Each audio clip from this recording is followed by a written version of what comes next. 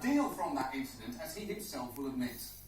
Do you think that you learned something for later life from acting in plays at Eton, that you could actually get more laughs by looking as if you don't know your lines than actually remembering them?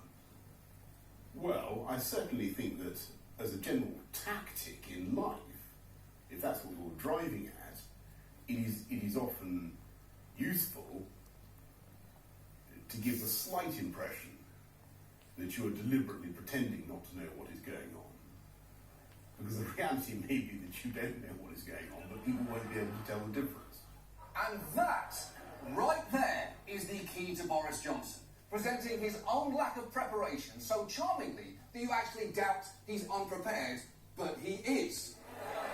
It's an incredibly powerful trick, and incidentally, it's clips like that that are the one major reason why Boris is not the Britain Trump. Because can you imagine Trump having that level of self-reflection? Look, with Covfefe, the tactic was to present myself as a kind of subliterate clown, to distract you from the fact that I'm a mound of skin tautly stretched across the howling chasm of the space where a soul should be. It's a very useful tool when deployed well.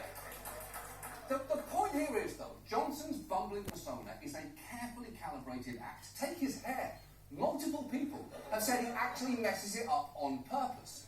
A BBC producer tweeted that he'd always ruffle it right before the camera started rolling, which kind of makes sense, doesn't it? He's been on TV hundreds of times, and he always looks like a mess.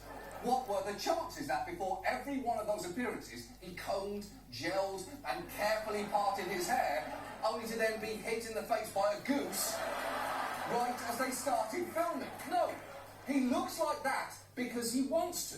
Or take his clothing. He's often seen outside in eccentric, chaotic outfits. But he knows how to dress. He just also knows that that is a more relatable image than this one from when he was in the notoriously elite Bullingdon Club at Oxford University with his friend David Cameron. Now, that photo was a huge liability for Cameron, but not for Johnson, because he's cleverly inoculated himself against that image of astonishing privilege by presenting himself as a cartoon Englishman who dresses like a raccoon who just emerged from David Foster Wallace's trash. And once you realise what he is doing, it makes you question everything that you previously found charming about him.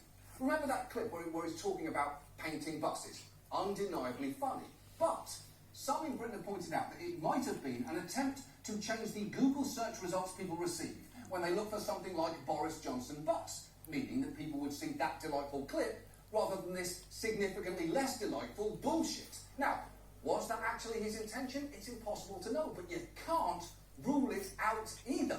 And once you see the possibility that his gaffes are in fact calculated manipulations, you can't unsee it. It's like looking at the FedEx logo and finally noticing the arrow. Or looking at the Starbucks logo and finally noticing Robert De Niro's face. You can never look at it in quite the same way again. And beneath all of Boris's surface charm are some truly nasty elements. For one thing, he is a liar. As a young journalist, he was fired from his first job at the Times of London for completely making up a quote. In fact, his editor claims Johnson was the single worst employee he's ever had, and skipped many work days to hang out with his best friend, Jeffrey Epstein, which is terrible. It's not true, I just made that quote up. But now you can see just how irresponsible it is to fabricate them. And from there, Johnson failed upwards to a job at the Daily Telegraph, where he built a following on a series of flagrant falsehoods about the European Union as their Brussels correspondent. Falsehoods that would help lay the groundwork for the Brexit vote decades later. Johnson even admits that he had something called a save-get. It's a key command, like a copy-paste, of a phrase that he liked to use to paint a caricature of the EU. I had a sort of save-get. You still have save-get keys. A save-get kind of intro, which was Britain stood alone last night as, and then I would fill in whatever it was, as Europe proceeded with plans to abolish the prawn cocktail flavour crisp or whatever.